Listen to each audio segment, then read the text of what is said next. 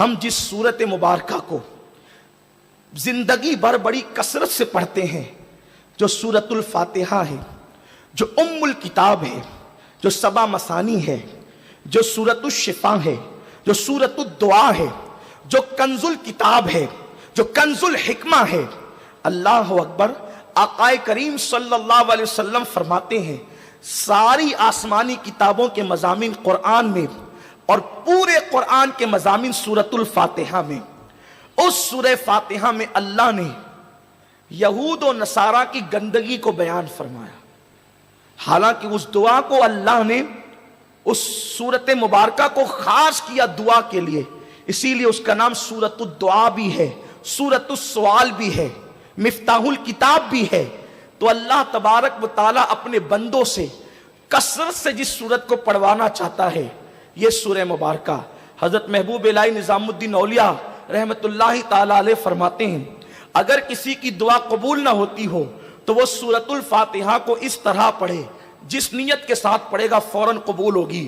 بسم اللہ الرحمن الرحیم، الحمدللہ رب العالمین، الرحمن الرحیم، الرحمن الرحیم، الرحمن الرحیم، مالک یوم الدین، ایاک نعبد و ایاک نستعین، اہدنا الصراط المستقیم، صراط الذین انعمت علیہم غیر المغضوب علیہم ولا الضالین، آمین آمین آمین۔ اگر اس طرح کسی نے اس سورت کو پڑھا جس نیت سے پڑھے، اللہ اس کی دعا کو فوراً قبول فرمائے۔ سبحان اللہ۔ یہ سورہ مبارکہ کا اعجاز ہے۔ اس سورہ مبارکہ کے اندر اللہ نے اپنے بندوں کو دعا سکھائی۔ دعا ہے اہدنا الصراط المستقیم، اللہ میں سیدھا رستہ چلا، صراط مستقیم پر، اور صراط مستقیم پر ہی خدا ملے گا، صراط مستقیم پر انبیاء ملیں گے، صراط مستقیم پر ہی جنت ملے گی۔ صراط مستقیم کیا ہے تو قرآن اس کو کھولتا ہے، صراط الذین انعمت علیہم، نبیوں کے رستے پر چلا، صدیقین کے رستے پر چلا، شہداء کے رستے پر چلا، صالحین کے رستے پر چلا۔ چار رستوں کو قرآن نے بیان کیا، نبیوں کا راستہ، صدیقین کا راستہ، شہداء کا راستہ، صالحین کا راستہ۔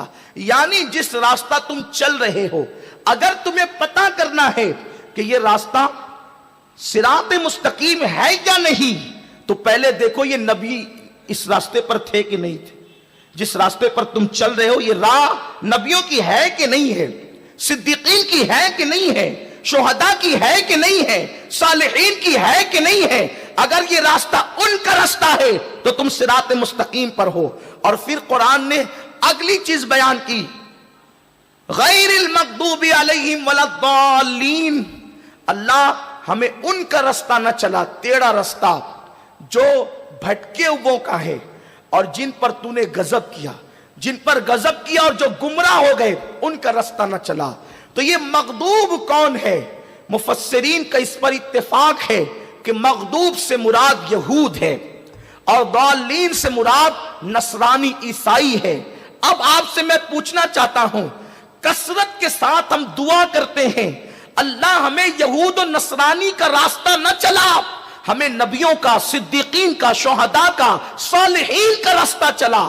اب آپ سے پوچھنا چاہتا ہوں، یہ 31 نائٹ جو آپ مناتے ہیں یا لوگ منا رہے ہیں، میں سوال کرنا چاہتا ہوں، یہ تو نصرانیوں کی ایجاد ہے، اور یہود و نصارہ دنیا کی وہ بدترین قوم ہے جنہوں نے انبیاء کو قتل کیا، جنہوں نے انبیاء پہ الزامات لگائے، انبیاء کی ماں پہ الزام لگایا۔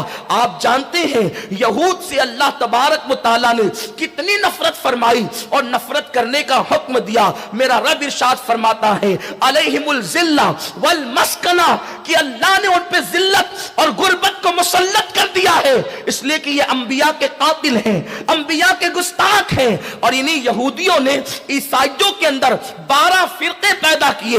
یہ فرقوں کی بنیاد عیسائیت میں یہودیوں نے رکھی تاکہ عیسائیوں کا مذہب عیسائیوں کے ہاتھوں سے چھوٹ جائے۔ اور آج عیسائی اپنے آپ کو عیسائی تو کہتے ہیں لیکن وہ مذہب عیسائیت پر، یعنی عیسیٰ علیہ السلام جو مذہب لے کر کے آئے وہ اس مذہب پر نہیں بلکہ یہودیوں کے گڑے ہوئے مذہب پر وہ اپنی زندگی گزار رہے ہیں۔ میرے پیارے آقا علیہ السلام کے پیارے دیوانوں، میں ایک سوال تم سے پوچھنا چاہتا ہوں، ایک سوال آپ سے کرنا पूछना चाहता हूं, अगर कोई आपका दुश्मन हो तो क्या उस दुश्मन की खुशी में आप शिरकत करते हैं या शिरकत कर सकते हैं? अगर खुद का दुश्मन हो और दुश्मनी सिर्फ इतनी हो, इतनी सी दुश्मनी हो कि आपके घर के आंगन में उसने कचरा ला करके डाल दिया, अब आप बताएं, अगर उससे झगड़ा हो गया है तो वो शादी का कार्ड देगा बेटी का, आप शरीक नहीं होंगे, वो मेरा दुश्मन है। अल्लाह अकबर। इसी तरीके से आप देखें, अगर बच्चे बच्चे पे झगड़ा हो जाए और दुश्मनी हो जाए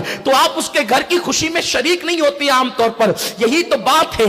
लेकिन आओ, ईसाइयों की खुशियों में शरीक होने वालों, 31st नाइट मनाने वाले उन नौजवानों से मेरी गुजारिश है, ऐ मेरी कौम के जवानों, अगर ईमानी गैरत तुम्हारे अंदर मौजूद है, तुम्हारा मजहब तो ये कह रहा है कि अल्लाह हमें ईसाई और यहूदी के रास्ते पर न चला, लेकिन फिर भी अगर इस्लाम इतनी बात करता तो यकीनन हमारे लिए यही काबिल अमल थी। कुरान का फरमान हमारे लिए हर्फ आखिर है, कुरान का फरमान हमारे लिए हतमी और यकीनी है। कुरान ने जिसको दोस्त कह दिया वो हमारा दोस्त है, कुरान ने जिसको दुश्मन कह दिया वो हमारा दुश्मन है। गैरिल मग़दूबी अलैहिम वलद्दालीन, ईसाइयों के त्योहार से रुकने के लिए काफी था, रोकने के लिए काफी था, लेकिन तुम न रुके।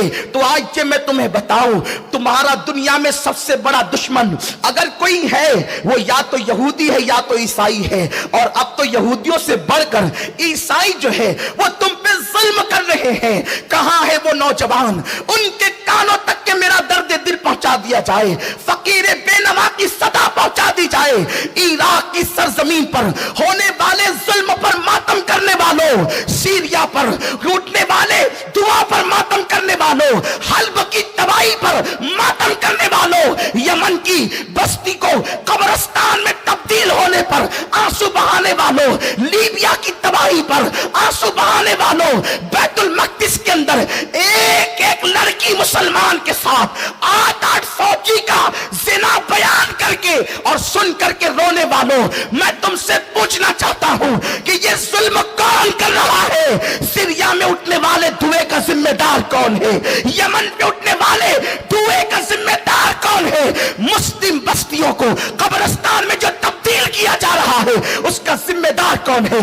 ये वही नाम निहाद ईसाई है जिनके साथ मिलकर, जिनके तरीके पर तुम 31st नाइट मना रहे हो।